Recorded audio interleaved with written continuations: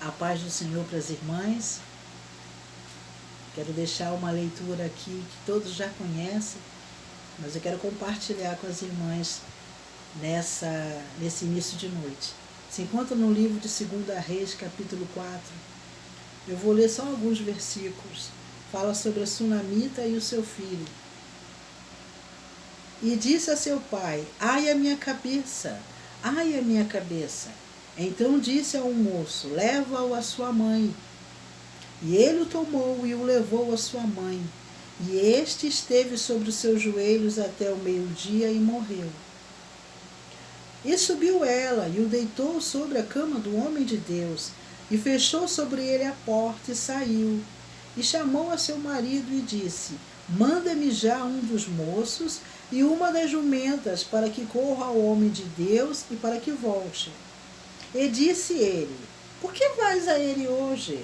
Não é lua nova nem sábado? E ela disse: vai tudo bem.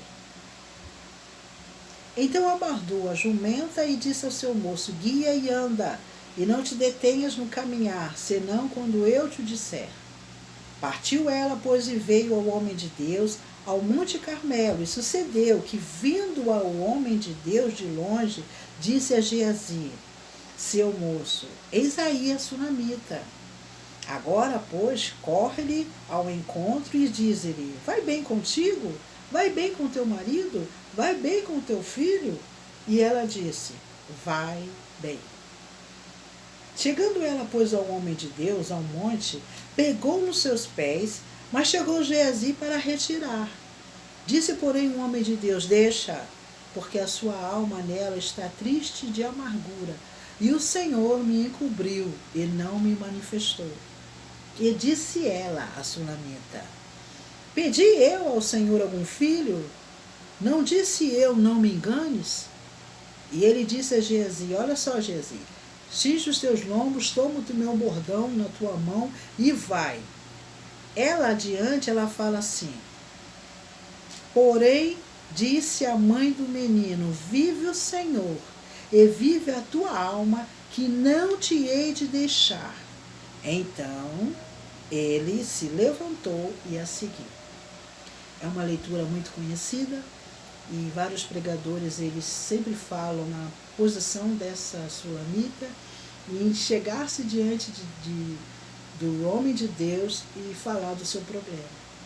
Mas o que eu deixo para as irmãs nesse início de noite é uma parte que me representou muito bem a situação que as irmãs já sabem. Eu e meu marido, nós pegamos essa doença, fomos contaminados com essa doença.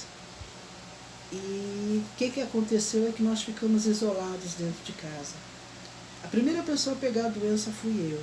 Eu contraí essa doença do filho da minha cliente. Ele trabalha na Maria Mercante, e ao invés de ele ficar hospedado num hotel, onde todos ficaram, ele foi para a casa da mãe. E lá estávamos eu e uma outra cuidadora. E só eu peguei essa doença. E enquanto eu estava com essa doença, nos primeiros dias foram dias terríveis para mim. Eu fiquei cerca de uma semana sem conseguir comer. A minha comida era somente suco. E por infelicidade, por falta de sabedoria, era só suco ácido. Era coisa de limonada, de laranjada, de suco, e aquilo não era para ser feito no início.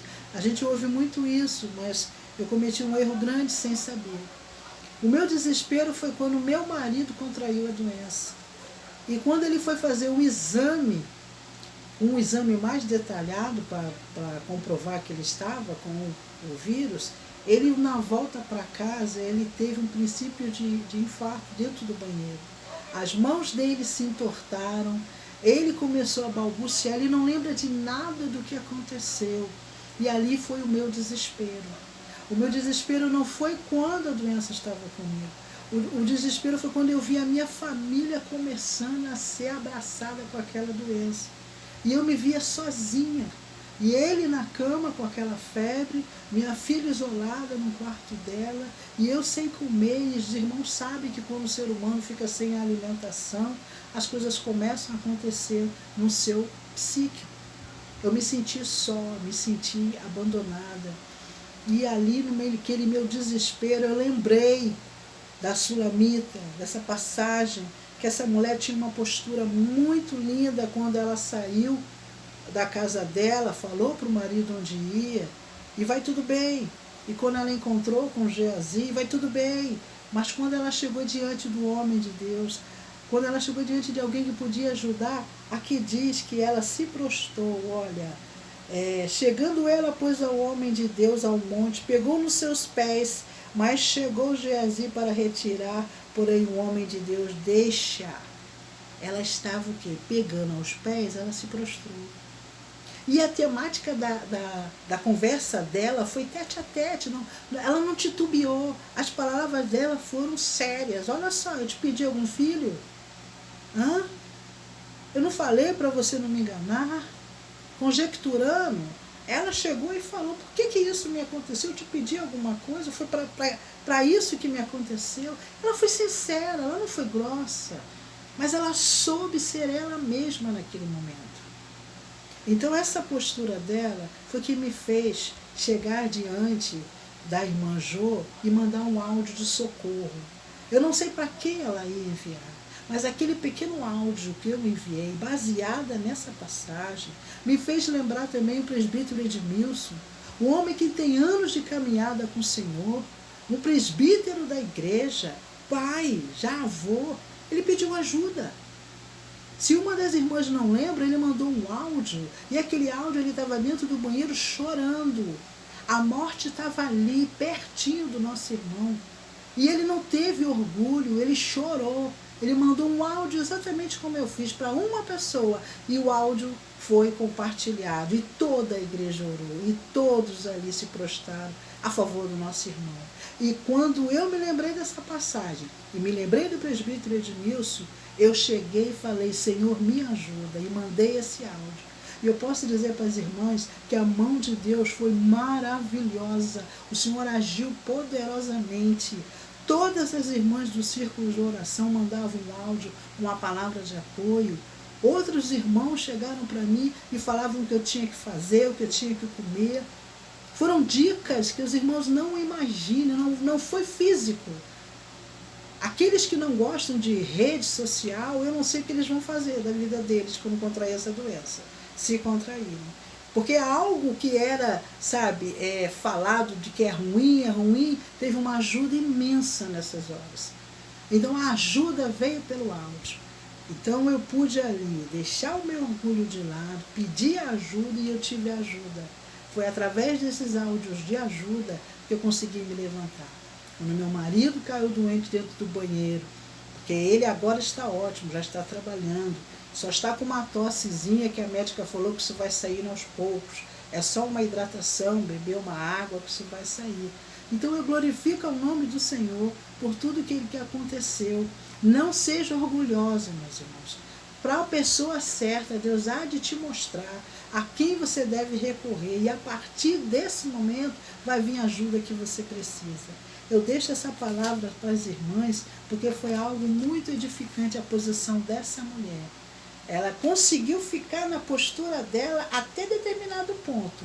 Quando chegou diante de quem podia ajudar, ela se prostrou. Não houve orgulho, não houve timidez.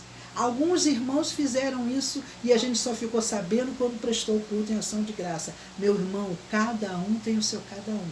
Mas eu falo para os irmãos, não façam isso. Não fiquem sozinhos. Abre a sua boca, se coloque diante de Deus e Deus vai mostrar para vocês como Ele ajuda. Há diversas formas que o Senhor pode ajudar. O Senhor cura, o Senhor liberta, mas o Senhor também usa os servos dEle para nos alegrar, para nos ajudar, mesmo por um pequeno áudio.